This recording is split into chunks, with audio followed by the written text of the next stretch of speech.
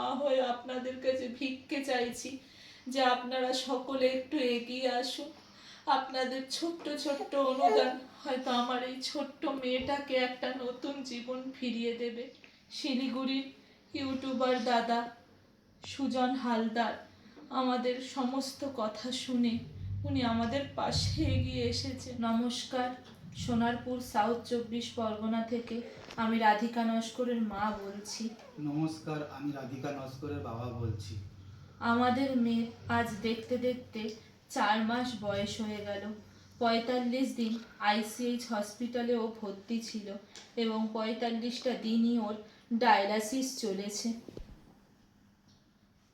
প্রত্যেক সপ্তাহে ওর রক্তের বিভিন্ন লেভেল পরীক্ষা নিরীক্ষা হয়।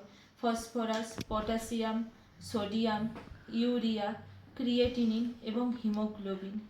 ডাক্তারবাবু এই পরীক্ষা নিরীক্ষা করে জানিয়েছেন যে ওকে সুস্থ রাখতে গেলে, ভালো রাখতে গেলে, ওর বজ্র অপসারণ করতে গেলে এবং ওর ওজন বৃদ্ধি করতে গেলে মণিপাল হসপিটালে 2 থেকে 3 লাখ টাকা খরচা করে 2খানা পাইপ ওর বসাতে হবে।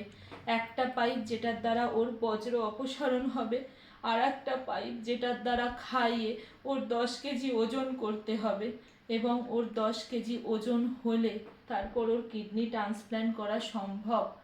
এবং তারও আনুমানিক খরচা আমাদের ডাক্তারবাবু জানিয়েছেন যে 30 লাখ থেকে 50 লাখ টাকা। আমার স্বামী একজন ফুটপাতের মাছ বিক্রেতা। আমাদের পক্ষে আমাদের এই মেয়ের জন্য যা যা করা সম্ভব ছিল আমরা সবটুকু করেছি। আজ 1 বছর হচ্ছে মা হারিয়েছি। এই 4 তারিখে আমার বাবাও মারা গেছেন। আমি একজন অসহায় মা হয়ে আপনাদের কাছে ভিক্ষে চাইছি যে আপনারা সকলে একটু এগিয়ে আসুন। আপনাদের ছোট্ট ছোট্ট অনুদান হয়তো আমার এই ছোট্ট মেয়েটাকে একটা নতুন জীবন ফিরিয়ে দেবে। শিলিগুড়ির ইউটিউবার দাদা সুজন হালদার আমাদের সমস্ত কথা শুনে উনি আমাদের পাশে এগিয়ে এসেছেন। ওর ভিডিও প্রচার করবে বলে আমাদেরকে জানিয়েছেন।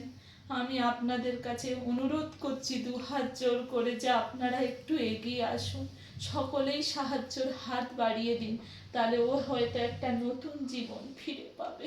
আমি সামান্য একটা ফুটপাতের মাছ বিক্রেতা করে আমার দ্বারা যতটুকু সম্ভব ছিল আমি নিঃস্বার্থভাবে আমি করেছি। তাই আপনাদের কাছে 2 হাত জোর করে অনুরোধ করছি, আপনারা আমার এই মেয়েটার সাহায্যের দিকে এগিয়ে আসুন।